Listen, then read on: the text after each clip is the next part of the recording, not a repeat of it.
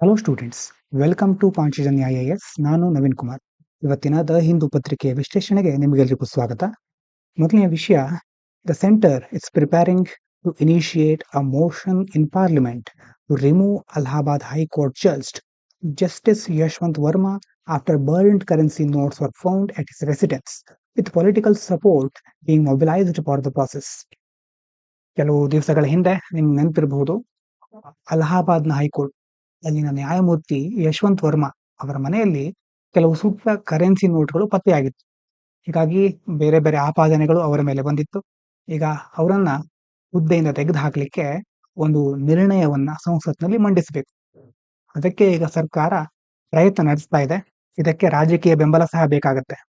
ಯಾಕಂತಂದ್ರೆ ನೋಡಿ, motion for removal of a judge ಒಂದು ಪ್ರಕ್ರಿಯೆ ಇದೆಯಲ್ವಾ, ಜಡ್ಜ್ ಅನ್ನ, ನ್ಯಾಯಾಧೀಶರನ್ನ ತೆಗೆದು ಹಾಕ್ಲಿಕ್ಕೆ ಏನಾಗ್ಬೇಕಂತಂದ್ರೆ, to remove a high court or supreme court judge, a motion must be signed by at least 100 Lok Sabha or 50 Rajya Sabha MPs and then passed by both houses by a 2/3 majority under Article 124 for Supreme Court, 218 for High Court and the Judges Inquiry Act 1968.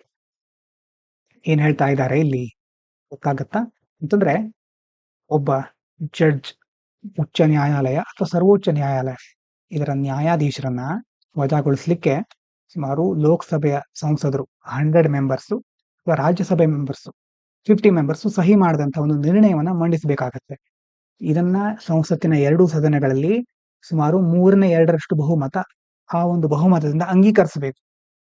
ಇದನ್ನ ಎಲ್ಲಿ mention ಮಾಡಿದ್ದಾರೆ ಅಥವಾ ಯಾವ ಪ್ರಕ್ರಿಯೆ ನೋಡಿ, ಸಂವಿಧಾನದ 124ನೇ ವಿಧಿ, ಅದು ಸುಪ್ರೀಂ ಕೋರ್ಟ್ಗೆ ಅಥವಾ ಸುಪ್ರೀಂ ಕೋರ್ಟ್ ಜಡ್ಜಸ್ಗೆ, ಇನ್ನು ಹೈಕೋರ್ಟ್ಗೆ ಸಂಬಂಧಪಟ್ಟ ಹಾಗೆ ಅದನ್ನೇ ಎಕ್ಸ್ಟೆಂಡ್ ಮಾಡಿದ್ದಾರೆ. ಅದೇ ಅಂಶವನ್ನ 217, 217, 218 ವಿಧಿ, ಈ ಒಂದು ವಿಧಿಗಳಲ್ಲೂ ಅದು ಮೆನ್ಷನ್ ಆಗಿದೆ. ಹಾಗಾಗಿ ಈ ವರ್ಷ ಈ ಒಂದು ವಿಚಾರ ಬಹಳ ಸುದ್ದಿಯಲ್ಲಿ ಇರೋದ್ರಿಂದ ಮುಂದಿನ ವರ್ಷ ಫಿಲಿಮ್ಸ್ಗೆ ಬಹಳ ಇಂಪಾರ್ಟೆಂಟ್ ಆದಂತಹ ವಿಷಯ ಇದು. ಹೈಕೋರ್ಟ್ ಮತ್ತೆ ಸುಪ್ರೀಂ ಕೋರ್ಟ್, ಈಗಾಗಲೇ ಪೊಲಿಟಿ ಕ್ಲಾಸ್ ಮುಗ್ದಿದ್ರೆ ಅದನ್ನ ಈ ಒಂದು ಹೈಕೋರ್ಟ್ ಸುಪ್ರೀಂ ಕೋರ್ಟ್ ಜಡ್ಜಸ್ಗಳ ಬಗ್ಗೆ ಸರಿಯಾಗಿ ನೋಡ್ಕೊಳ್ಳಿ, ಅವರ ಕಂಪ್ಯಾರಿಸನ್ ನೋಡ್ಕೊಳ್ಳಿ, ಎಲ್ಲಿ ಡಿಫರೆನ್ಸ್ ಇದೆ, ಎಲ್ಲಿ ಒಂದೇ ಹೋಲಿಕೆಗಳಿದೆ ಅಂತ ನೀವು ಸಹ ನೋಡ್ಕೊಳ್ಳೇಬೇಕು. ಇನ್ನೊಂದು ಮುಂದಿನದು ಜಡ್ಜಸ್ ಇನ್ಕ್ವೈರಿ ಆಕ್ಟ್ 1968 ಒಂದು ಆಕ್ಟ್ ಇದೆ. This act requires a 3 member committee ಅಂತಂದ್ರೆ, ಈ ಕಾಯ್ದೆ ಪ್ರಕಾರ ಒಂದು 3 ಜನರ ಸದಸ್ಯರ ಸಮಿತಿಯನ್ನ ರಚಿಸಬೇಕು. ಅದರಲ್ಲಿ ಯಾರಿರ್ತಾರೆ? Supreme court judge, high court chief justice and jurist ಅಂತಂದ್ರೆ ಒಬ್ರು ಸುಪ್ರೀಂ ಕೋರ್ಟ್ ನ್ಯಾಯಾಧೀಶರು, ಒಂದು ಹೈಕೋರ್ಟ್ ನ ಮುಖ್ಯ ನ್ಯಾಯಮೂರ್ತಿ, ಒಬ್ಬ ಕಾನೂನು ತಜ್ಞರನ್ನ ಒಳಗೊಂಡಿರುವಂತಹ ಒಂದು ಸಮಿತಿ ರಚಿಸಬೇಕು. Investigate charges against a judge once a removal motion is admitted ಅಂತಂದ್ರೆ, ಈಗ ಮೋಷನ್ ಅಂತಂದ್ರೆ ಈಗ 2 ರಾಜ್ಯಸಭೆ ಅಥವಾ ಲೋಕಸಭೆ ಸದಸ್ಯರು ಸಹಿ ಮಾಡಿ ಮಂಡಿಸ್ತಾರಲ್ವಾ, ಅದನ್ನ ಈಗ ಎಲ್ಲಿ ಕಳಿಸ್ತಾರೆ? ಪಾರ್ಲಿಮೆಂಟ್ಗೆ ಕಳಿಸ್ತಾರೆ. ಅದನ್ನ ಅಡ್ಮಿಟ್ ಮಾಡ್ಕೊಳ್ತಾರೆ ಅಂತಂದ್ರೆ, ಅಲ್ಲಿ ಸ್ಪೀಕರ್ ಅಥವಾ ವೈಸ್ ಪ್ರೆಸಿಡೆಂಟ್ ಚೇರ್ ಪರ್ಸನ್ ಅಂತ ಇರುತ್ತಲ್ವಾ, ಅಲ್ಲಿನ ಒಂದು ಮುಖ್ಯ ಸ್ಪೀಕರ್ ಇರಬಹುದು, ಅವರು ಅದನ್ನ ಅಡ್ಮಿಟ್ ಮಾಡ್ಕೊಳ್ತಾರೆ. ಅಂದ್ರೆ ಅದ್ರ ಮೇಲೆ ಮುಂದಿನ ಕಾರ್ಯಾಚರಣೆಗೆ ಒಪ್ಪಿಗೆ ಕೊಟ್ಟ ಹಾಗೆ. ಆಗ ಅಡ್ಮಿಟ್ ಮಾಡ್ಕೊಂಡಾದ್ಮೇಲೆ ಏನಾಗ್ಬೇಕು? ಅದಾದ್ಮೇಲೆ ಬೇರೆ ಬೇರೆ 2/3 ಮೆಜಾರಿಟಿ ಅಂತ ಹೇಳಿದ್ರಲ್ವಾ, 3/2 ಬಹುಮತ, ಅದೆಲ್ಲ ನಡೆಯೋದು ಆಮೇಲೆ. ಇಲ್ಲೇನಾಗ್ತಾ ಇದೆ? ಒಂದು ಕಮಿಟಿ ರಚನೆ ಮಾಡಿದ್ದಾರೆ. ಯಾವಾಗ ಮಾಡ್ತಾರೆ ಅಂತಂದ್ರೆ, to investigate once removal motion is admitted. ಆ ಮೋಷನ್ ಅನ್ನ ಅಡ್ಮಿಟ್ ಮಾಡ್ಕೊಂಡ ತಕ್ಷಣ ಒಂದು ಕಮಿಟಿ ರಚಿಸಬೇಕು. ಅದರಲ್ಲಿ 3 ಜನ ಇರ್ತಾರೆ, supreme court judge, high court chief justice ಮತ್ತೊಬ್ಬರು jurist, and submit a report with in 3 months. ಈ ಒಂದು 3 ಜನರನ್ನ ಒಳಗೊಂಡಂತಹ ಒಂದು ಸಮಿತಿ 3 ತಿಂಗಳ ಒಳಗೆ ಒಂದು ರಿಪೋರ್ಟ್ ಅನ್ನ ಸಬ್ಮಿಟ್ ಮಾಡಬೇಕು. ಇಲ್ಲಿ ಕೇವಲ ಸಿಂಪಲ್ ಆದ ಪಾಯಿಂಟ್ ಅನ್ನು ಮಾತ್ರ ಹೇಳಿದ್ದೇವೆ. ಡೀಟೇಲ್ ಆಗಿ ನೀವು ಪೊಲಿಟಿಯಲ್ಲಿ ಇದನ್ನ ನೋಡ್ಕೊಳ್ಳೇಬೇಕು. ಇನ್ನು prime minister Narendra Modi, while addressing Ghana's parliament, emphasized that true global progress requires the inclusion of the global south's voice. Global south ಅಂದ್ರೆ ಏನು? ನಿನ್ನೆ ಮೊನ್ನೆ ತುಂಬಾ ದಿನಗಳಿಂದ ಇದನ್ನ ಚರ್ಚೆ ಮಾಡ್ತಾನೆ ಇದ್ದೇವೆ, ನೆನಪಾಗ್ಲೇಬೇಕು ನಿಮ್ಗೆ. As the post world war II world order is rapidly evolving. World war II ಆದ ನಂತರ ಈಗ ಜಗತ್ತು ಬಹಳ ವೇಗವಾಗಿ ವಿಕಸನ ಆಗ್ತಾ ಇದೆ. ಇದರಲ್ಲಿ ಮುಖ್ಯವಾಗಿ ಅಭಿವೃದ್ಧಿಶೀಲ ರಾಷ್ಟ್ರಗಳು, ಅದಕ್ಕೆ ಗ್ಲೋಬಲ್ ಸೌತ್ ಅಂತ ಕರೀತೇವೆ, ಅಂತಹ ದೇಶಗಳ ಪಾತ್ರ ಬಹಳ ಮಹತ್ವದ್ದು ಅಂತ ಪ್ರಧಾನಮಂತ್ರಿ ನರೇಂದ್ರ ಮೋದಿ ಅವರು ಘಾನಾದಲ್ಲಿ ಹೇಳಿದ್ದಾರೆ. ಅಲ್ಲಿನ ಪಾರ್ಲಿಮೆಂಟ್ ಅನ್ನ ಉದ್ದೇಶಿಸಿ ಅಥವಾ ಅಲ್ಲಿನ ಸಂಸತ್ತನ್ನ ಉದ್ದೇಶಿಸಿ ಮಾತನಾಡಿದ್ದಾರೆ. ಇನ್ನು ಅವರಿಗೆ ಒಂದು ನಾಗರಿಕ ಗೌರವ ಸಿಕ್ಕಿದೆ. Ghana's highest civilian honour, Order of the Star of Ghana, is awarded for exceptional service to the country. ಅಂತಂದ್ರೆ ಅಲ್ಲಿನ ಮುಖ್ಯವಾದ ಅತ್ಯುನ್ನತ ನಾಗರಿಕ ಗೌರವವನ್ನ ಮೋದಿ ಅವರಿಗೆ ನೀಡಿದ್ದಾರೆ. ಯಾವ್ದು ಹೆಸರೇನಾದ್ರದ್ದು? Order of the Star of Ghana ಅಂತಂದ್ರೆ ಅದನ್ನ ಮುಖ್ಯವಾಗಿ ಆ ದೇಶದಲ್ಲಿ ಅಸಾಧಾರಣ ಸೇವೆ ಸಲ್ಲಿಸಿದವರಿಗೆ, ಅಂತಂದ್ರೆ ತುಂಬಾ ಒಂದು ಕ್ಷೇತ್ರದಲ್ಲಿ ಅಥವಾ ಯಾವುದೇ ವಿಷಯಕ್ಕೆ ಸಂಬಂಧಪಟ್ಟ ಹಾಗೆ ಒಳ್ಳೆಯ ಕೆಲಸವನ್ನ ಮಾಡಿದವರಿಗೆ ಕೊಡ್ತಾ ಇದ್ರು. ಈಗ PM Modi received it in recognition of India's partnership with Africa. ಮತ್ತೆ ಈಗ ಅವರು ಭಾರತ ಮತ್ತೆ ಆಫ್ರಿಕಾ ನಡುವಿನ ಒಂದು ಸಹಭಾಗಿತ್ವಕ್ಕೆ ಸಂಬಂಧಪಟ್ಟ ಹಾಗೆ ಮೋದಿ ಅವರು ಬಹಳ ಒಳ್ಳೆಯ ಕ್ರಮಗಳನ್ನ ಕೈಗೊಂಡಿದ್ದಾರೆ ಅಂತ ಗುರುತಿಸಿ ಈ ಒಂದು ಪ್ರಶಸ್ತಿಯನ್ನ ಅಥವಾ ಒಂದು ಗೌರವವನ್ನ ಕೊಟ್ಟಿದ್ದಾರೆ, Order of the Star of Ghana. ಮುಂದಿನ ವಿಚಾರ ನೋಡಿ, the Defence Acquisition Council has approved indigenous defence procurements worth 1.05 lakh crore, including 30,000 crore for a quick reaction surface to air missile system to boost air defense along the Pakistan border.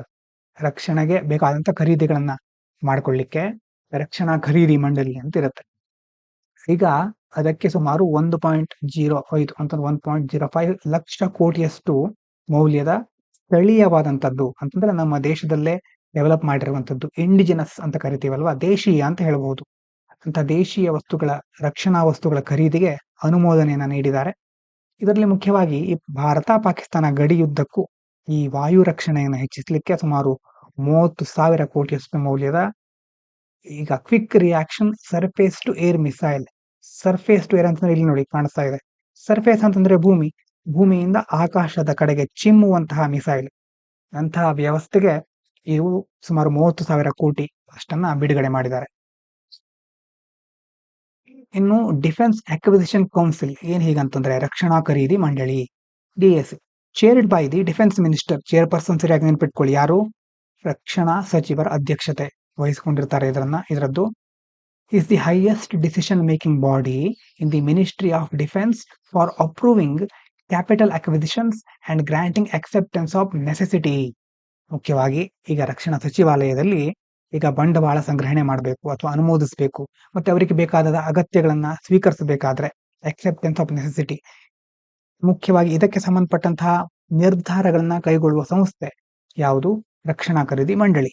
ಇದರ ಅಧ್ಯಕ್ಷರು ಯಾರು? ರಕ್ಷಣಾ ಸಚಿವರು. ಯಾವ ಸಚಿವಾಲಯದ ಅಡಿಯಲ್ಲಿ ಬರೋದು? ರಕ್ಷಣಾ ಸಚಿವಾಲಯ. ಇನ್ನು ಬೈ ಇಂಡಿಯನ್ IDDM ಕ್ಯಾಟಗರಿ ಏನಿದು ಅಂತಂದ್ರೆ under the defence procurement procedure, the by IDDM ಅಂತಂದ್ರೆ ಏನು? ಇಂಡಿಯನ್ ಅಂತ ಮೊದಲಿದೆ ಇಲ್ಲಿ term, ಇಂಡಿಜಿನಸ್ಲಿ designed, developed and manufactured, ಅಂದ್ರೆ ದೇಶೀಯವಾಗಿ ಡಿಸೈನ್ ಮಾಡಿರೋದು ನಮ್ಮ ದೇಶದಲ್ಲೇ ಡೆವಲಪ್ ಮಾಡಿರೋದು ಮತ್ತೆ ಮ್ಯಾನುಫ್ಯಾಕ್ಚರ್ ಮಾಡಿರೋದು. ಈ 3 ಟರ್ಮ್ಗಳ ಅರ್ಥ ನಿಮ್ಗೆ ಗೊತ್ತಿರಬೇಕು. ಗೊತ್ತಿಲ್ಲ ಅಂತಂದ್ರೆ ಇವತ್ತೇ ತಿಳ್ಕೊಳ್ಳಿ. ಅಂತಂದ್ರೆ ಇಂಥ ಟರ್ಮ್ಗಳನ್ನ ಮುಖ್ಯವಾಗಿ ನಾವು ತಿಳ್ಕೊಂಡಿರ್ಬೇಕು. ನೀವು UPSC ಅನ್ನ ಕನ್ನಡದಲ್ಲೇ ಬರೀಬೇಕು ಅನ್ನೋಂತ ಆಸೆ ಇಟ್ಕೊಂಡಿರಬಹುದು, ಅದು ಬರ್ಲಿಕ್ಕೂ ಸಾಧ್ಯ ಇದೆ. ಆದ್ರೆ ಕ್ವಶನ್ಸ್ ಇರೋದು ಇಂಗ್ಲಿಷ್ ನಲ್ಲಿ. ಕ್ವಶನ್ಸ್ ನಲ್ಲಿ ಇರೋ ಶಬ್ದಗಳನ್ನ ಅರ್ಥ ಮಾಡ್ಕೊಳ್ಬೇಕು ಅಂತಂದ್ರೆ ಅದಕ್ಕೆ ಹಿಂದೂ ಬೇರೆ ಬೇರೆ ನ್ಯೂಸ್ ಪೇಪರ್ಗಳ ಆರ್ಟಿಕಲ್ಗಳನ್ನ ಓದ್ತಾನೆ ಇರಬೇಕು. ಆವಾಗ ಕ್ವಶನ್ಸ್ ಜಾಸ್ತಿ ಅರ್ಥ ಆಗುತ್ತೆ. ಇಲ್ಲಿದ್ರೆ ಅಲ್ಲಿರುವ ಟರ್ಮ್ಗಳು ಅರ್ಥ ಮಾಡ್ಕೊಳ್ಳಿಕ್ಕೆ ಸ್ವಲ್ಪ ಸಮಯ ಬೇಕಾಗತ್ತೆ. ದಿವಸ ಒಂದು ಆರ್ಟಿಕಲ್ ಆದ್ರೂ ಓದಿ. ಹಾಗಾಗಿ ಆವಾಗ ನಿಮ್ಗೆ ಓದುವ ಒಂದು ಕೌಶಲ್ಯ ಸಹ ಬೆಳೆಯುತ್ತೆ, ಇಂಗ್ಲಿಷ್ ಸಹ ಇಂಪ್ರೂವ್ ಆಗುತ್ತೆ, ಪರೀಕ್ಷೆಯಲ್ಲೂ ಸಹ ಹೆಲ್ಪ್ ಆಗುತ್ತೆ. ಇಲ್ಲಿ ನೋಡಿ category prioritise procurement of products that are both designed and made in India to promote self reliance. ಮುಖ್ಯವಾಗಿ ಈಗ ನಮ್ಮ ದೇಶದಲ್ಲೇ ವಿನ್ಯಾಸಗೊಳಿಸಿರುವುದು ಮತ್ತು ತಯಾರಿಸಿದಂತಹ ಉತ್ಪನ್ನಗಳನ್ನ ಖರೀದಿಗೆ ಆದ್ಯತೆ ನೀಡುತ್ತೆ. ಯಾವ್ದಿದು? ಭಾರತದ IDDM ಅನ್ನುವಂಥದ್ದು. ಇದಾದ ನಂತರ ಮುಂದಿನದು the Confederation of Indian Industry, CII ಅಂತ ಕರೀತೇವೆ, has raised concerns that China's export restrictions on rare earth materials are significantly affecting India's automobile sector. China ಏನ್ ಮಾಡ್ತಾ ಇದೆ? ಅಪರೂಪದ ಭೂಖನಿಜಗಳು ಅಂತ ಕರಿತೇವೆ, ರೇರ್ ಅರ್ತ್ ಎಲಿಮೆಂಟ್ಸ್ ಅಂತಂದ್ರೆ ತುಂಬಾ ಕಡಿಮೆ ಇದೆ ಅಂತ ಅದ್ರ ಅರ್ಥ ಅಲ್ಲ. ಆದ್ರೆ ಅದನ್ನ ಎಕ್ಸ್ಟ್ರಾಕ್ಟ್ ಮಾಡೋದು, ಅದನ್ನ ಸಂಸ್ಕರಿಸೋದು, ಬೇರೆ ಬೇರೆ ವಿಧಾನಗಳಿಗೆ ಬಳಸೋದಕ್ಕೆ ಬಹಳ ಕಷ್ಟ ಇದೆ. ಹಾಗಾಗಿ ಚೀನಾದಲ್ಲಿ ಆ ಒಂದು ಮಟೀರಿಯಲ್ಗಳು ಅಥವಾ ಎಲಿಮೆಂಟ್ಗಳು ಜಾಸ್ತಿ ಇದೆ. ಅದು ಈಗ ಆ ರಫ್ತನ್ನು ನಿರ್ಬಂಧಿಸ್ತಾ ಇದೆ. ಇದು ನಮ್ಮ ಭಾರತದ ಆಟೋಮೊಬೈಲ್ ಕ್ಷೇತ್ರದ ಮೇಲೆ ಒಂದು ದೊಡ್ಡ ನಕಾರಾತ್ಮಕ ಪರಿಣಾಮವನ್ನ ಬೀರ್ತಾ ಇದೆ ಅಂತ ಯಾವ್ದು ಹೇಳ್ತಾ ಇದೆ? ಭಾರತೀಯ ಕೈಗಾರಿಕಾ ಒಕ್ಕೂಟ ಕಾನ್ಫೆಡರೇಷನ್ ಆಫ್ ಇಂಡಿಯನ್ ಇಂಡಸ್ಟ್ರಿ ಕಳವಳವನ್ನು ವ್ಯಕ್ತಪಡಿಸ್ತಾ ಇದೆ. Prompting calls to build independent rare earth supply chains using funds from government disinvestment.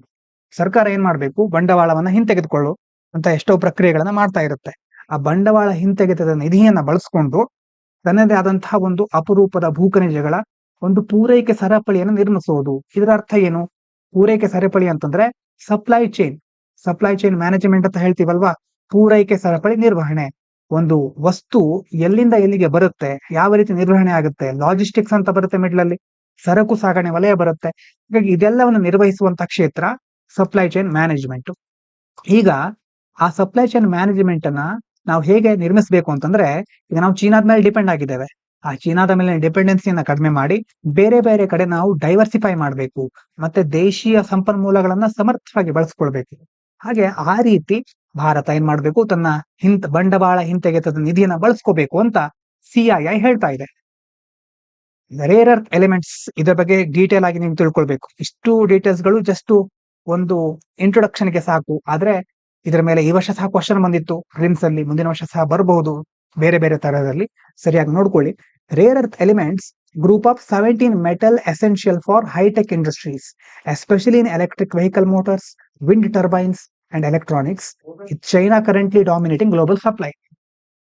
ಇಲ್ಲಿ ಮುಖ್ಯವಾಗಿ 17 ಲೋಹಗಳಿದೆ. ಎಲ್ಲದರ ಗುಂಪಿಗೆ ಏನಂತ ಕರೀತೇವೆ, ಅಪರೂಪದ ಭೂಖನಿಜಗಳು ಅಂತ ಕರೀತೇವೆ. ಹಾಗಾಗಿ ಇದನ್ನ ಎಲ್ಲಿ ಯೂಸ್ ಮಾಡ್ತಾರೆ? ಮುಖ್ಯವಾಗಿ ಉನ್ನತ ತಂತ್ರಜ್ಞಾನದ ಕೈಗಾರಿಕೆಗಳಲ್ಲಿ, ಮತ್ತೆ ನಾವು ಎಲೆಕ್ಟ್ರಿಕ್ ವೆಹಿಕಲ್ ಅಂತ ಹೇಳ್ತೀವಲ್ವಾ, ಆ ವಿದ್ಯುತ್ ವಾಹನಗಳಿಗೆ, ವಿದ್ಯುತ್ ಚಾಲಿತ ವಾಹನಗಳು, ಮೋಟಾರ್ಗಳು, ಮತ್ತೆ ಈ ವಿಂಡ್ ಟರ್ಬೈನ್, ಬೇರೆ ಬೇರೆ ಕಡೆ ಬಹಳ ಈ ಆಧುನಿಕ ತಂತ್ರಜ್ಞಾನಗಳಲ್ಲಿ ಯೂಸ್ ಮಾಡ್ತಾರೆ. ಮುಖ್ಯವಾಗಿ ಚೀನಾ ಇದರಲ್ಲಿ ದೊಡ್ಡ ಪ್ರಾಬಲ್ಯವನ್ನ ಹೊಂದ್ಕೊಂಡಿದೆ. ಅಂದ್ರೆ ಬಹಳಷ್ಟು ರೇರ್ ಅರ್ತ್ ಎಲಿಮೆಂಟ್ಸ್ ಗಳು ಚೀನಾದಲ್ಲಿ ಇದೆ. ಚೀನಾ ಈಗ ರಫ್ತನ್ನ ನಿರ್ಬಂಧಿಸುವುದರಿಂದ ಎಷ್ಟೋ ಕಡೆ ಇದರಿಂದ ಪರಿಣಾಮಗಳು ಎದುರಾಗ್ತಾ ಇದೆ. ಇನ್ನೊಂದು ಟರ್ಮ್ ನೋಡ್ಕೊಳ್ಳಿ, ಸಾವರಿನ್ ವೆಲ್ತ್ ಫಂಡ್, SWF ಅಂತ ಕರಿತೇವೆ. Is a state owned investment fund typically created from budget surplus or resource revenues. ಅಂತಂದ್ರೆ ಇದು ಮುಖ್ಯವಾಗಿ ಸರ್ಕಾರಿ ಸ್ವಾಮ್ಯದಲ್ಲಿರುತ್ತೆ. ಇದನ್ನ ಯಾವುದರಿಂದ ರಚಿಸ್ತಾರೆ ಅಂತಂದ್ರೆ, ಬಜೆಟ್ ಅನ್ನ ಉಳಿಸೋದು ಅಥವಾ ಸಂಪನ್ಮೂಲಗಳ ಆದಾಯದಿಂದ ಇದನ್ನ ರಚಿಸಿರ್ತಾರೆ. ಇನ್ ದಿಸ್ ಕಾಂಟೆಕ್ಸ್ಟ್, ಈ ಒಂದು ಸಂದರ್ಭದಲ್ಲಿ ಏನ್ ಹೇಳ್ತಾ ಇದ್ದಾರೆ ಅಂತಂದ್ರೆ, ಇಲ್ಲಿ CII suggest using SWFs to support MSMEs and strategic sectors like rare earths for economic resilience. CII ಏನ್ ಹೇಳ್ತಾ ಇದೆ, ಇಂತಹ ಸಾವರಿನ್ ವೆಲ್ತ್ ಫಂಡ್ ಗಳನ್ನ ಬಳಸ್ಕೊಂಡು ಮುಖ್ಯವಾಗಿ ಈ ರೇರ್ ಅರ್ತ್ ಎಲಿಮೆಂಟ್ ಗಳನ್ನ ಅಥವಾ ಅದಕ್ಕೆ ಸಂಬಂಧಪಟ್ಟಂತ MSMEಗಳು ಅದನ್ನ ಸರಿಯಾಗಿ ಅದಕ್ಕೆ ಒಂದು ಪುಷ್ ಕೊಡಿ, ಅಂತಂದ್ರೆ ಅದಕ್ಕೆ ಒಂದು ಪ್ರೋತ್ಸಾಹ ಕೊಡಿ. ಆ ಮೂಲಕ ನಮ್ಮ ದೇಶದ ಎಕನಾಮಿಕ್ ರೆಸಿಲಿಯನ್ಸ್ ಅನ್ನ, ಸ್ಥಿತಿಸ್ಥಾಪಕತ್ವ ಅಂತ ಹೇಳ್ತೇವೆ. ರೆಸಿಲಿಯನ್ಸ್ ಅಂತಂದ್ರೆ ಏನು ಅಂತಂದ್ರೆ, ಯಾವುದೇ ತೊಂದರೆ ಬಂದ್ರು ಅದಕ್ಕೆ ಎದುರಾಗಿ ನಿಲ್ಲೋದು, ಸಂಕಷ್ಟಗಳು ಬಂದಾಗ ದೃಢವಾಗಿ ನಿಲ್ಲೋದು, ಕಷ್ಟಗಳನ್ನ ಎದುರಿಸುವ ಶಕ್ತಿ ಇಟ್ಕೊಂಡಿರೋದು. ಎಕನಾಮಿಕ್ ರೆಸಿಲಿಯನ್ಸ್ ಅಂತಂದ್ರೆ, ಆರ್ಥಿಕ ಮುಗ್ಗಟ್ಟು ಎದುರಾದಾಗಲೂ ನಮ್ಮ ದೇಶಕ್ಕೆ ಯಾವುದೇ ಅಪಾಯ ಎದುರಾಗಬಾರ್ದು, ಅದನ್ನ ಎದುರಿಸಿ ನಿಲ್ಲುವಂತ ಸಾಮರ್ಥ್ಯವನ್ನ ಬೆಳೆಸ್ಕೊಳ್ಳೋದು. ಹಾಗಾಗಿ ಅಂತ ಸಾಮರ್ಥ್ಯಗಳನ್ನ ಬೆಳೆಸ್ಕೊಳ್ಳಿಕ್ಕೆ ಇಂತಹ ಸಾವರಿನ್ ವೆಲ್ತ್ ಫಂಡ್ಗಳನ್ನ ಸರಿಯಾಗಿ ಯೂಸ್ ಮಾಡ್ಕೊಳ್ಳಿ ಅಂತ ಇಲ್ಲಿ ಹೇಳ್ತಾ ಇದ್ದಾರೆ. ಇದಾದ ನಂತರ ಮುಂದಿನದು, plastic waste is now a severe public health threat in India as microplastics and plastic derived endocrine disrupting chemicals. ಇಲ್ಲಿ ಬರುವಂತಹ ಟರ್ಮ್ ನೋಡ್ಕೊಳ್ಳಿ, ಎಂಡೋಕ್ರೈನ್ ಡಿಸ್ರಪ್ಟಿಂಗ್ ಕೆಮಿಕಲ್ಸ್, EDCs ಅಂತ ಕರೀತೇವೆ. ಈ ಟರ್ಮ್ ಬಹಳ ಇಂಪಾರ್ಟೆಂಟ್. ಈಗ ಏನಾಗ್ತಾ ಇದೆ, ಪ್ಲಾಸ್ಟಿಕ್ ತ್ಯಾಜ್ಯ ಎಲ್ಲಾ ಕಡೆ ಕಂಡು ಬರ್ತಾ ಇದೆ. ಇದರಿಂದಾಗಿ ಜನಸಾಮಾನ್ಯರ ಆರೋಗ್ಯದ ಮೇಲೆ ದೊಡ್ಡ ಪರಿಣಾಮ ಎದುರಾಗ್ತಾ ಇದೆ. ಅದರಲ್ಲೂ ಮೈಕ್ರೋಪ್ಲಾಸ್ಟಿಕ್ ಅಂತಂದ್ರೆ ಏನಂತ ಹೇಳ್ತೇನೆ ನೆಕ್ಸ್ಟ್. ಮತ್ತೆ ಈ ಅಂತಃಸ್ರಾವಕ, ಈಗ ಹಾರ್ಮೋನ್ ಅಂತ ಇರುತ್ತಲ್ವಾ, ಆ ಹಾರ್ಮೋನ್ಗಳನ್ನ ಅಡ್ಡಿಪಡಿಸುವಂತಹ ಎಷ್ಟು ರಾಸಾಯನಿಕಗಳಿರುತ್ತೆ, ಇದೆಲ್ಲ ಪ್ಲಾಸ್ಟಿಕ್ ನ ಮೂಲಕ ಮಾನವನ ದೇಹವನ್ನ ಪ್ರವೇಶಿಸ್ತಾ ಇವೆ. Are infiltrating human bodies, causing hormonal imbalances, infertility, chronic diseases and cancers. ನಮ್ಮ ದೇಹವನ್ನ ಪ್ರವೇಶಿಸೋದಷ್ಟೇ ಅಲ್ಲ, ಅದು ಅದರಿಂದಾಗಿ ಏನಾಗ್ತಾ ಇದೆ, ನಮ್ಗೆ ತುಂಬಾ ಬೇರೆ ಬೇರೆ ರೋಗಗಳು, ಹಾರ್ಮೋನ್ ಅಸಮತೋಲನ ಆಗೋದು, ಬಂಜೆತನ ಬರೋದು, ದೀರ್ಘಕಾಲಿಕ ಕಾಯಿಲೆಗಳು, ಕ್ಯಾನ್ಸರ್ನಂತಹ ರೋಗಗಳು ಸಹ ಬರ್ತಾ ಇವೆ. ಇಲ್ಲೊಂದು ಟರ್ಮ್ ಬಂದಿತ್ತಲ್ವಾ ಅವಾಗ ಹೇಳಿದ ಹಾಗೆ, ಎಂಡೋಕ್ರೈನ್ ಡಿಸ್ರಪ್ಟಿಂಗ್ ಕೆಮಿಕಲ್ಸ್ ಅಂತಂದ್ರೆ, EDCs are chemicals found in many plastics. ಈಗ BPA, ಟ್ಯಾಲೇಟ್ಸ್ ಮತ್ತೆ PFAS ಅಂತ ಬೇರೆ ಬೇರೆ ಇರುತ್ತೆ ಪ್ಲಾಸ್ಟಿಕ್ ನಲ್ಲಿ ವಿಧ. ಆದ್ರೆ ಅದು ಎಲ್ಲದರಲ್ಲಿ ಕಂಡು ಬರುವಂತಹ ಕೆಲವೊಂದು ಚಿಕ್ಕ ಚಿಕ್ಕ ಪಾರ್ಟಿಕಲ್ಗಳು ಅಥವಾ ಏನ್ ಹೇಳ್ತಾರೆ ಡಿಸ್ರಪ್ಟಿಂಗ್ ಕೆಮಿಕಲ್ಗಳಂತ ಹೇಳ್ಬಹುದು.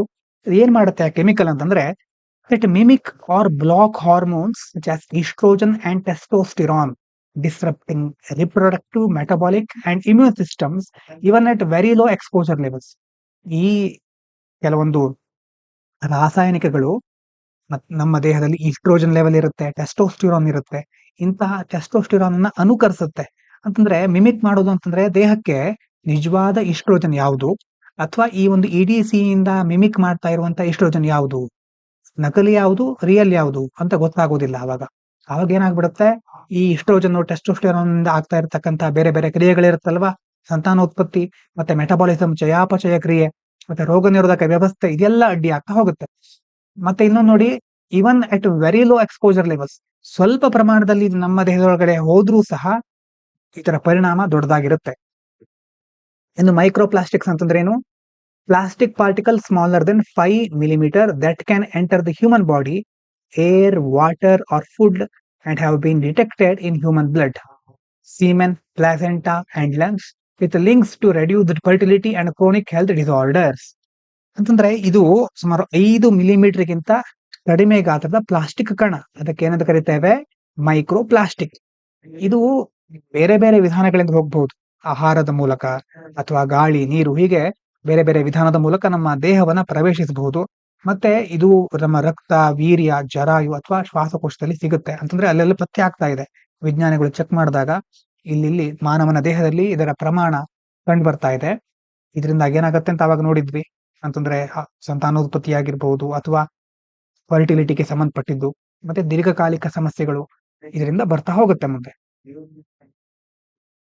ಮುಂದಿನದು, the IISc led Bharat study aims to identify India specific biological markers of healthy ageing, addressing gaps in diagnosis and treatment caused by applying western health standards the Indian population. ಅಂದ್ರೆ ನಾವು ಎಷ್ಟೋ ಸಾರಿ ಏನಾಗ್ಬಿಡುತ್ತೆ ನೋಡಿ, ವೆಸ್ಟರ್ನ್ ಸ್ಟ್ಯಾಂಡರ್ಡ್ ಗಳನ್ನ apply ಮಾಡ್ಕೊಳ್ತಾ ಇರ್ತೇವೆ. Western ಅಂತಂದ್ರೆ perfect ಅಥವಾ ಅದನ್ನ ನಕಲು ಮಾಡೋದ್ರಿಂದ ನಾವು ಮುಂದುವರೆದಿದ್ದೇವೆ ಅಂತ ಅನ್ಕೊಳ್ತಾ ಇರ್ತೇವೆ. ಅದೇ ರೀತಿ ಈ ವೈಜ್ಞಾನಿಕ ಕ್ಷೇತ್ರದಲ್ಲೂ ಸಹ ನಾವು ಸ್ವಲ್ಪ ಹಿಂದುಳಿದಿದ್ವಿ ಇಷ್ಟು ದಿನ. ಎಷ್ಟೋ ಕ್ಷೇತ್ರದಲ್ಲಿ ಇನ್ನು ಹಿಂದುಳಿದಿದ್ದೇವೆ, ಕೆಲವೊಂದು ಕ್ಷೇತ್ರದಲ್ಲಿ ಮುಂದೂ ಸಹ ಇದ್ದೇವೆ. ಇಲ್ಲೇನಾಗ್ತಾ ಇದೆ, ವೆಸ್ಟರ್ನ್ ಸ್ಟ್ಯಾಂಡರ್ಡ್ ಗಳನ್ನ ಅಪ್ಲೈ ಮಾಡ್ಕೊಳ್ತಾ ಇದ್ವಿ. ಯಾವಾಗ ಅಂತಂದ್ರೆ ಟ್ರೀಟ್ಮೆಂಟ್ ಗಳನ್ನ ಡಯಾಗ್ನೋಸ್ ಮಾಡ್ಬೇಕಾದ್ರೆ ಅದರ ಗ್ಯಾಪ್ಸ್, ಕೆಲವೊಂದು ಗ್ಯಾಪ್ಸ್ ಇತ್ತು ಅಂತಂದ್ರೆ ಕೆಲವೊಂದು ದೋಷಗಳಿರ್ತಾ ಇತ್ತು. ಈಗ ನೋಡಿ, ನಮ್ಮ ದೇಹದ ವಾಯುಗುಣ ಬೇರೆ, ನಮ್ಮ ದೇಹದ ಒಂದು ಇಡೀ ವ್ಯವಸ್ಥೆಗಳು ಬೇರೆ, ವೆಸ್ಟರ್ನ್ ಕಂಟ್ರೀಸ್ಗಳ ವ್ಯವಸ್ಥೆ ಬೇರೆ, ನಾವಿರುವ ಭೌಗೋಳಿಕ ಪ್ರದೇಶ ಬೇರೆ, ಅವರಿರೋದು ಬೇರೆ. ಹಾಗಾಗಿ ಅವರ ಟ್ರೀಟ್ಮೆಂಟು, ಡಯಾಗ್ನೋಸಿಸ್ ನಾವು ಕಾಪಿ ಮಾಡಬಹುದೇ ಹೊರತು ಅದರಿಂದ ಸಮರ್ಥವಾದ, ಸ್ಪಷ್ಟವಾದ ಮಾಹಿತಿಯನ್ನ, ನಿಖರತೆಯನ್ನ, ಫಲಿತಾಂಶವನ್ನ ಪಡ್ಕೊಳ್ಳಿಕ್ಕೆ ಆಗೋದಿಲ್ಲ. ಹಾಗಾಗಿ ಅದರಲ್ಲೇ ಎಷ್ಟೋ ಏರುಪೇರುಗಳು ಆಗ್ತಾ ಇರ್ತಿತ್ತು. ಈಗ ಇಲ್ಲೇನ್ ಮಾಡ್ತಾ ಇದ್ದಾರೆ, ಐಐಎಸ್ಸಿ ನೇತೃತ್ವದ ಒಂದು ಸ್ಟಡಿ ಮಾಡಿದ್ದಾರೆ, ಭಾರತ್. ಆ ಅಧ್ಯಯನ ಏನ್ ಮಾಡುತ್ತೆ, ಆರೋಗ್ಯಕರ ವೃದ್ಧಾಪ್ಯ ಅಂತಂದ್ರೆ ಏಜ್ ಆಗ್ತಾ ಇದ್ದ ಹಾಗೆ ಯಾವ ರೀತಿ ದೇಹದಲ್ಲಿ ಬದಲಾವಣೆಗಳಾಗ್ತಾ ಇರುತ್ತೆ, ಅದನ್ನ ಯಾವ ರೀತಿ ನಾವು ಕಂಟ್ರೋಲ್ ಮಾಡಬಹುದು, ಅದಕ್ಕೆ ಸಂಬಂಧಪಟ್ಟ ಹಾಗೆ ಕೆಲವೊಂದು ಮಾರ್ಕರ್ಸ್ ಗಳಂತ ಇರುತ್ತೆ, ಬಯೋ ಮಾರ್ಕರ್ಸ್, ಜೈವಿಕ ಗುರುತುಗಳು. ಆ ಗುರುತುಗಳನ್ನ ಗುರುತಿಸೋದು ಇದರ ಗುರಿ, ಈ ಅಧ್ಯಯನದ ಗುರಿ. ಅದರ ಅಧ್ಯಯನದ ಹೆಸರೇನು? ಭಾರತ್. ಇಷ್ಟು ದಿನ ಬೇರೆ ದೇಶದ್ದು ಅನುಕರಣೆ ಮಾಡ್ತಾ ಇದ್ವಿ, ಈಗ ನಮ್ಮ ದೇಶದ್ದೇ ಒಂದು ಸ್ಟಡಿ ಇರೋದ್ರಿಂದ ಚೆನ್ನಾಗಿ ನಮಗೆ ಎಫೆಕ್ಟಿವ್ ಆಗಿ ಒಳ್ಳೆ ರಿಸಲ್ಟ್ ಸಿಗಬಹುದು ಅಂತ ಹೇಳ್ತಾ ಇದ್ದಾರೆ. ಇನ್ನು ಬಯೋಮಾರ್ಕರ್ಸ್ ಆಫ್ ಏಜಿಂಗ್. ಬಯೋಮಾರ್ಕರ್ಸ್ ಅಂತಂದ್ರೆ ಏನು? ಮೆಜರೇಬಲ್ ಬಯೋಲಾಜಿಕಲ್ ಇಂಡಿಕೇಟರ್ಸ್, ಜೀನ್ಸ್ ಇರಬಹುದು, protein, molecule, that help assess how the body is ageing, often differing across population due to genetics, environment and lifestyle. ಅಂತಂದ್ರೆ ವೃದ್ಧಾಪ್ಯ ಆಗ್ತಾ ಇದ್ದ ಹಾಗೆ ನಮ್ಮ ದೇಹದಲ್ಲಿ ಕೆಲವೊಂದು ಬದಲಾವಣೆಗಳಾಗ್ತಾ ಇರುತ್ತೆ. ಜೀನ್ಸ್, ಪ್ರೋಟೀನು, ಅಣುಗಳು ಇದೆಲ್ಲ ಹೇಗಿದೆ, ಅದನ್ನ ಇಟ್ಕೊಂಡು ದೇಹ ಹೇಗೆ ವಯಸ್ಸಾಗ್ತಾ ಇದೆ ಅನ್ನೋದನ್ನ ಚೆಕ್ ಮಾಡ್ತಾರೆ. ಇದರಲ್ಲಿ ಡಿಫ್ರೆಂಟ್ ಟೈಪ್ ಇರಬಹುದು. ಅಂತಂದ್ರೆ ಜೆನೆಟಿಕ್ಸು, ನಮ್ಮ ಆನುವಂಶಿಕತೆ, ಪರಿಸರ, ನಾವಿರೋದು, ನಮ್ಮ ಜೀವನ ಶೈಲಿ, ಹೀಗಾಗಿ ಎಲ್ಲಾ ಒಂದು ಕಾರಣಗಳಿಂದಾಗಿ ಇದು ಡಿಫ್ರೆಂಟ್ ಆಗಿರುತ್ತೆ. ಇದನ್ನ ಗುರುತು ಮಾಡ್ಲಿಕ್ಕೆ ನಾವು ಯೂಸ್ ಮಾಡೋದೇನು? ಬಯೋಮಾರ್ಕರ್ಸ್. ಮಾರ್ಕರ್ ಅಂತ ಕೇಳಿರ್ತಾರಲ್ವಾ, ಮಾರ್ಕ್ ಮಾಡೋದು ಅಂತ, ಅದೇ ರೀತಿ ಇಲ್ಲಿ ಮಾರ್ಕರ್ ಅಂತಂದ್ರೆ ಗುರುತಿಸುವಂತ ಒಂದು ಸಾಧನ. ಭಾರತ್ ಸ್ಟಡಿ ಬಗ್ಗೆ ನೋಡೋದಾದ್ರೆ, ಭಾರತದ ಫುಲ್ ಫಾರ್ಮ್ ಇದೆ ನೋಡಿ, biomarkers of healthy ageing, resilience, adversity and transition. ಇದು ಫುಲ್ ಫಾರ್ಮ್ ಇದ್ರದ್ದು. Study is India's first large scale scientific effort to build national baseline for healthy ageing by integrating genomics, metabolism, lifestyle data and AI tools. ಇದೇನು ಒಂದು ದೊಡ್ಡ ಪ್ರಮಾಣದ ಒಂದು ವೈಜ್ಞಾನಿಕ ಪ್ರಯತ್ನ ಇದು. ಒಂದು ಅಧ್ಯಯನ ಮಾಡ್ತಾ ಇದ್ದಾರೆ. ಇದರಲ್ಲಿ ಜೀನೋಮಿಕ್ಸ್ ಇರುತ್ತೆ, ಜೀನ್ ಹೇಗೆ ವರ್ಕ್ ಆಗುತ್ತೆ, ಮತ್ತೆ ಮೆಟಬಾಲಿಸಮ್, ಚಯಾಪಚಯ ಕ್ರಿಯೆಗಳು, ನಮ್ಮ ಜೀವನ ಶೈಲಿ ಯಾವ ರೀತಿ ಇತ್ತು, ಅದ್ರ ಜೊತೆ AI. ಈಗ ಎಲ್ಲ ಕಡೆ AI ಬರ್ತಾ ಇದೆ, ಇಲ್ಲೂ ಸಹ AI ಅನ್ನ ಅಡಾಪ್ಟ್ ಮಾಡ್ಕೊಂಡಿದ್ದೇವೆ. ಹಾಗಾಗಿ ಎಲ್ಲವನ್ನ ಉಪಯೋಗಿಸ್ಕೊಂಡು ಒಂದು ಒಳ್ಳೆಯ ವೃದ್ಧಾಪ್ಯ ಅಂದ್ರೆ ಹೇಗಿರುತ್ತೆ, ಆರೋಗ್ಯಕರವಾಗಿ ಹೇಗಿರಬಹುದು, ಮತ್ತೆ ಅದಕ್ಕೊಂದು ಬೇಸ್ ಲೈನ್ ಅನ್ನ ನಾವು ಕ್ರಿಯೇಟ್ ಮಾಡೋದು. ಬೇಸ್ ಲೈನ್ ಅಂತಂದ್ರೆ ಏನು, ಒಂದು ನಿರ್ದಿಷ್ಟವಾದಂತಹ ಒಂದು ಗುರುತು ಅಂತ ಹೇಳ್ಬಹುದು. ಇದನ್ನ ಇಟ್ಕೊಂಡು ನಾವು ಬೇರೆ ಬೇರೆದನ್ನ ಚೆಕ್ ಮಾಡ್ತೇವೆ. ಈಗ ಯಾವುದೇ ಒಂದು ಓಟದಲ್ಲಿ 100 ಮೀಟರ್ ಅಂತ ಇರುತ್ತೆ. 100 ಮೀಟರ್ ಓಡ್ಬೇಕಾದ್ರೆ ಅವನು ಈ 100 ಮೀಟರ್ನೇ ಓಡ್ತಾನೆ ಅಂತಲ್ಲ, ಚಿಕ್ಕ ಚಿಕ್ಕ ಮಕ್ಕಳು ಕಡಿಮೆ ಓಡಬಹುದು, ಡಿಪೆಂಡ್ ಆಗುತ್ತೆ. ಆ 100 ಮೀಟರ್ ಅನ್ನೋದು ಬೇಸ್ ಲೈನ್. ಆ 100 ಮೀಟರ್ ಅಲ್ಲಿ ಅವ್ರು ಎಷ್ಟು ತಲುಪಿದ್ರು ಒಬ್ಬ ವ್ಯಕ್ತಿ ಅನ್ನೋ ರೀತಿ. ಅದೇ ರೀತಿ ಇಲ್ಲಿ ಒಂದು ಬೇಸ್ ಲೈನ್ ಅನ್ನ ಕ್ರಿಯೇಟ್ ಮಾಡ್ತೇವೆ. ಆ ಬೇಸ್ ಲೈನ್ ಅಲ್ಲಿ ಎಷ್ಟು ಪ್ರಮಾಣದಲ್ಲಿ ಆಯಾ ವ್ಯಕ್ತಿಗಳು ಒಳ್ಳೆಯ ಒಂದು ಲಕ್ಷಣವನ್ನ ತೋರಿಸ್ತಾ ಇದ್ದಾರೆ, ಬೇಸ್ ಲೈನ್ಗೆ ಅವರ ಆರೋಗ್ಯ ಎಷ್ಟು ಹೊಂದಿಕೆ ಆಗುತ್ತೆ ಅಂತ ಚೆಕ್ ಮಾಡ್ತಾರೆ. ಈಗ ಕ್ವಶನ್ ನೋಡೋಣ. With reference to the removal of the judges under the Indian Constitution, consider the following statements. Motion for the removal of High Court judge must be signed by minimum 100 members of parliament from either house. ಯಾವುದಾದ್ರೂ house ಇಂದ 100 members sign ಮಾಡಬೇಕು ಅಂತ ಹೇಳ್ತಾ ಇದ್ದಾರೆ. ಮೊದಲನೇದು, judges inquiry act 1968 mandates the formation of 3-member inquiry committee only after both houses have passed the removal motion. ಎರಡು house motion pass ಮಾಡಿದ್ಮೇಲೆ committee form ಆಗುತ್ತೆ ಅಂತ ಹೇಳ್ತಾ ಇದ್ದಾರೆ. ಇನ್ನು 3-member committee includes judge of supreme court, chief justice of high court, distinguished ಜ್ಯೂರಿಸ್ಟ್. ಇದು ನಿಮ್ಗೆ ಗೊತ್ತಾಗಿರಬಹುದು. ಇನ್ನು article 124 218 governs the process of removal of judges of the supreme court and high court. ಹೌದಾ? ಎಷ್ಟು ನಿಮ್ಗೆ ಕರೆಕ್ಟ್ ಅಂತ ಅನ್ಸ್ತಾ ಇದೆ? ಮೊದಲನೇದು ಇನ್ಕರೆಕ್ಟ್. ಯಾಕೆ ನೋಡಿ, 100 ಲೋಕಸಭಾ, 15 ರಾಜ್ಯಸಭಾ ಅಲ್ವಾ? ಹಾಗಾಗಿ ಎರಡೂ ಕಡೆ 100 ಅಲ್ಲ. ಎರಡನೇದು ಇನ್ಕರೆಕ್ಟ್. ಯಾಕೆ? After the motion is admitted. Committee form ಆಗೋದು ಮೋಷನ್ ಅಡ್ಮಿಟ್ ಆದ್ಮೇಲೆ ಹೊರತು not after both houses pass. ಎರಡೂ ಸದನಗಳಲ್ಲಿ ಪಾಸ್ ಮಾಡಿ ಆದ್ಮೇಲೆ ಕಮಿಟಿ ಫಾರ್ಮ್ ಮಾಡೋದಲ್ಲ. ಕಮಿಟಿ ಫಾರ್ಮ್ ಮಾಡೋದು ಒಂದ್ಸಾರಿ ಆ ಮೋಷನ್ ನ ಅಡ್ಮಿಟ್ ಮಾಡ್ಕೊಂಡ್ಮೇಲೆ. ಮೂರನೇದು ಕರೆಕ್ಟ್, ನೋಟ್ಸ್ ಅಲ್ಲಿ ಇದೆ ಅದ್ರ ಬಗ್ಗೆ. ನಾಲ್ಕನೇ ಸಹ ಕರೆಕ್ಟ್. ಆರ್ಟಿಕಲ್ 124 218 ಇದು ಸುಪ್ರೀಂ ಕೋರ್ಟ್ ಮತ್ತೆ ಹೈಕೋರ್ಟ್ ಜಡ್ಜಸ್ ಗಳಿಗೆ ಅವರ ರಿಮೂವಲ್ಗೆ ಸಂಬಂಧಪಟ್ಟಂತಹ ವಿಷಯ. ಇನ್ನು ಮುಂದಿನದು, with reference to India's defence procurement ecosystem, consider the following statement. Defence Acquisition Council is the final authority for granting acceptance of necessity capital acquisition. ಅವಾಗ ಹೇಳಿದ್ದೆ ನೆನಪಾಗ್ತಾ ಇದೆಯಾ? Approval under the by Indian IDDM category requires that product must be designed and manufactured in India. DAC is chaired by the Chief of Defence Staff and operates under the Defence Procurement Procedure. ಎಷ್ಟು statement correct ಇದರಲ್ಲಿ? Only 2. ನೋಡಿ, ಮೊದಲನೇದು correct, ಎರಡನೇದು correct, ಮೂರನೇದು incorrect. ಯಾಕೆ? DAC chairman ಯಾರು? Defence minister, not CDS, not chief of defence staff. ಇನ್ನು consider the following statement regarding plastic related health hazards. Endocrine disrupting chemicals affect the human body only at high level of exposure. Only at ಇಂತ ಒಂದು ವರ್ಡ್ಗಳು ಬಂದಾಗ ಜಾಗರೂಕರಾಗಿರ್ಬೇಕು. ನಾವು ಬಹಳ ಎಚ್ಚರಿಕೆ ವಹಿಸಬೇಕಾಗುತ್ತೆ. Only at high level of exposure ಅಂತಂದ್ರೆ ದೊಡ್ಡ ಪ್ರಮಾಣದಲ್ಲಿ ಅವುಗಳಿಗೆ ನಾವು ಓಡ್ಕೊಂಡ್ರೆ ಮಾತ್ರ ನಮಗೆ ತೊಂದರೆ ಆಗುತ್ತೆ ಅಂತ ಹೇಳ್ತಾ ಇದ್ದಾರೆ. ಎರಡನೇದು, microplastics have been found in human reproductive and respiratory systems. EDC's interfere with natural hormones like estrogen and testosterone, altering the body's immune and metabolic responses. Microplastics can enter the human body solely through ingestion. Injection ಅಂತಂದ್ರೆ ಸೇವಿಸೋದು, ಆಹಾರ ಸೇವನೆಯಿಂದ ಮಾತ್ರ ಬರುತ್ತೆ. ಸೋಲಿ, ಇದು ಸಹ extreme word, ಬಹಳ ಸರಿಯಾಗಿ ನೆನಪಿಟ್ಕೊಳ್ಳಿ. ಎಷ್ಟು ಸ್ಟೇಟ್ಮೆಂಟ್ ಕರೆಕ್ಟ್ ಇದರಲ್ಲಿ? ಮುಖ್ಯವಾಗಿ ಇಲ್ಲಿ ಮೊದಲನೇದು ಇನ್ಕರೆಕ್ಟು, ನಾಲ್ಕನೇದು ಇನ್ಕರೆಕ್ಟು, ಮೂರನೇದು ಕರೆಕ್ಟ್. ಅಂತಂದ್ರೆ 2 ಮಾತ್ರ ಕರೆಕ್ಟು, 2 ಇನ್ಕರೆಕ್ಟ್. ಮೊದಲನೇದು ಯಾಕೆ ಇನ್ಕರೆಕ್ಟು? ಇವನ್ ಎಟ್ ವೆರಿ ಲೋ ಎಕ್ಸ್ಪೋಜರ್ ಲೆವೆಲ್ ಅಲ್ವಾ, ಸ್ವಲ್ಪ ಪ್ರಮಾಣದಲ್ಲಿ ನಮಗೆ ಅದು ಸಿಕ್ಕಿದ್ರು, ನಮ್ಮ ದೇಹದ ಮೇಲೆ ಬಂದು ಅಟ್ಯಾಕ್ ಮಾಡಿದ್ರು, ನಮ್ಮ ದೇಹದೊಳಗಡೆ ಸೇರ್ಕೊಂಡ್ರು, ಅವಾಗ ನಮ್ಗೆ ಅದರಿಂದ ಎಫೆಕ್ಟ್ ಆಗುತ್ತೆ. ಎರಡನೇದು ಕರೆಕ್ಟ್. ಮೈಕ್ರೋಪ್ಲಾಸ್ಟಿಕ್ಸ್ ನಮಗೆ ಸೀಮೆನ್, ಪ್ಲಾಸೆಂಟಾ, ಲಂಗ್ಸ್ ಇಲ್ಲಿ ಎಲ್ಲ ಕಡೆ ಅದರ ಗುರುತು ಸಿಕ್ಕಿದೆ. ಇನ್ನು ಮೂರನೇದು correct. Mimic or block hormones disrupting multiple system. Hormone ಅನ್ನ ಮಿಮಿಕ್ ಮಾಡುತ್ತೆ. ಮಿಮಿಕ್ರಿ ಮಾಡೋರು ಅಂತ ಗೊತ್ತಿರುತ್ತಲ್ವಾ ನಿಮ್ಗೆ, ಬೇರೆಯವ್ರ ತರ ಮಿಮಿಕ್ರಿ ಮಾಡೋರು. ಅದೇ ರೀತಿ ಈ ಒಂದು ಇಡಿಸಿ ಸಹ ಹಾರ್ಮೋನ್ ತರ ಆಕ್ಟ್ ಮಾಡುತ್ತೆ. ಇನ್ನು ಮುಂದಿನದು 4ನೇದು ಇನ್ಕರೆಕ್ಟ್. ಯಾಕೆ? Microplastics can enter the body not just via injection. Injection ಅಲ್ಲ ಇದು, injection, but also through air and water. ಬರೀ ಆಹಾರ ಸೇವಿಸೋದ್ರ ಮೂಲಕ ಮಾತ್ರ ಅಲ್ಲ, ಇನ್ಹಲೇಷನ್, ನಾವು ಉಸಿರಾಡ್ತೀವಲ್ವಾ, ಮತ್ತೆ ಅದರಿಂದ ಬೇರೆ ಬೇರೆ ರೀತಿ ವಿಧಾನಗಳಿಂದ ಸಹ ಅದು ನಮ್ಮ ದೇಹದೊಳಗಡೆ ಸೇರ್ಕೊಳ್ಬಹುದು. ಇನ್ನು ಮುಂದಿನ question, with reference to the Bharat study and ageing biomarkers consider the following statements.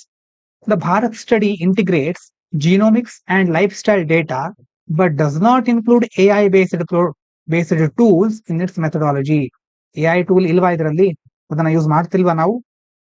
Biological aging indicators vary across population due to differences in genetics, environment and habits. ಇದು ಸಹ ನಿಮ್ಗೆ ಗೊತ್ತಾಗಿರಬಹುದು. ಅಂತಂದ್ರೆ ಯಾಕೆ ಈ ಏಜಿಂಗ್ ಇಂಡಿಕೇಟರ್ಸ್ ಗಳು ಚೇಂಜ್ ಇರುತ್ತೆ ಅಂತ ಹೇಳಿದ್ವಿ. ಜೆನೆಟಿಕ್ಸ್ ಚೇಂಜ್ ಇರುತ್ತೆ, ಎನ್ವೈರ್ಮೆಂಟು, ಸುತ್ತಮುತ್ತಲಿನ ವಾತಾವರಣ, ಮತ್ತೆ ನಮ್ಮ ಲೈಫ್ ಸ್ಟೈಲು ಎಲ್ಲ ಚೇಂಜ್ ಇರೋದ್ರಿಂದ ಏಜಿಂಗ್ ಇಂಡಿಕೇಟರ್ಸ್ ಗಳು ಸಹ ಚೇಂಜ್ ಆಗಬಹುದು. Applying western ageing standard to India can lead to misdiagnosis or poor treatment outcomes. ಹೌದಲ್ವಾ? ಇದೇ ಸಮಸ್ಯೆ ಆಗ್ತಾ ಇತ್ತು ನಮ್ಗೆ. ಬೇರೆ ದೇಶದ ಸ್ಟ್ಯಾಂಡರ್ಡ್ ಗಳನ್ನ ನಾವು ಅಪ್ಲೈ ಮಾಡ್ಕೊಳ್ತಾ ಇದ್ವಿ, ಇದರಿಂದ ಟ್ರೀಟ್ಮೆಂಟ್ ಔಟ್ಕಮ್ಸ್ ಪೂರ್ ಆಗಿರ್ತಾ ಇತ್ತು. ಅಷ್ಟೇನು ಸಮರ್ಪಕವಾದಂತಹ ಫಲಿತಾಂಶ ಸಿಗ್ತಾ ಇರಲಿಲ್ಲ. Biomarkers are limited to genetic indicators and do not include protein or molecule. Biomarker ಅಂತಂದ್ರೆ ಜಸ್ಟ್ ಜೆನೆಟಿಕ್ ಇಂಡಿಕೇಟರ್ಸ್ ಮಾತ್ರ ಇರುತ್ತೆ, ಅದರಲ್ಲಿ ಪ್ರೋಟೀನ್ ಮಾಲಿಕ್ಯೂಲ್ ಇರೋದಿಲ್ಲ ಅಂತ ಹೇಳ್ತಾ ಇದ್ದಾರೆ. ಹಾಗಾದ್ರೆ ಯಾವ್ದು ಕರೆಕ್ಟು, ಎಷ್ಟು ಕರೆಕ್ಟು? ಇದರಲ್ಲೂ ಸಹ ಇನ್ಕರೆಕ್ಟ್. ಇಲ್ಲಿ ಮೇಲ್ಗಡೆ ಸ್ವಲ್ಪ ಮಿಸ್ಟೇಕ್ ಇರ್ಬೋದು, ಸರಿ ಮಾಡ್ತೇನೆ. ಓನ್ಲಿ 3 ಅಂತಿದೆ, 3 ಅಲ್ಲ, ಸರಿ ಮಾಡ್ತೇನೆ. ಆಮೇಲೆ ಆ ಫೈಲ್ ನ ಸರಿ ಮಾಡಿ ಹಾಕ್ತೇನೆ. ಇನ್ಕರೆಕ್ಟ್. 1ನೇದು ಮತ್ತು 4ನೇದು incorrect, 2, 3 correct. Bharat study does include AI tools ಅಲ್ವಾ? AI ಟೂಲ್ಸ್ ಗಳನ್ನು ಸಹ ಯೂಸ್ ಮಾಡ್ತೇವೆ. 2ನೇದು correct. Genetics, environment, lifestyle ಇದೆಲ್ಲ ಅಫೆಕ್ಟ್ ಆಗುತ್ತೆ. 3ನೇದು ಕರೆಕ್ಟು. ಯಾಕಂತಂದ್ರೆ ವೆಸ್ಟರ್ನ್ ಸ್ಟ್ಯಾಂಡರ್ಡ್ ಗಳಿಂದ ನಮಗೆ ತುಂಬಾ ಪ್ರಾಬ್ಲಮ್ ಆಗ್ತಾ ಇತ್ತು, ಸರಿಯಾದ ಫಲಿತಾಂಶ ಸಿಗ್ತಾ ಇರಲಿಲ್ಲ. ಇನ್ನು 4ನೇದು ಇನ್ಕರೆಕ್ಟ್. ಯಾಕಂತಂದ್ರೆ ಅದರಲ್ಲಿ ಜೀನ್ಸ್, ಪ್ರೋಟೀನ್, ಮಾಲಿಕ್ಯೂಲ್ ಎಲ್ಲ ಇನ್ಕ್ಲೂಡ್ ಆಗುತ್ತೆ. ಇನ್ನು ವೊಕ್ಯಾಬುಲರಿ ನೋಡೋಣ.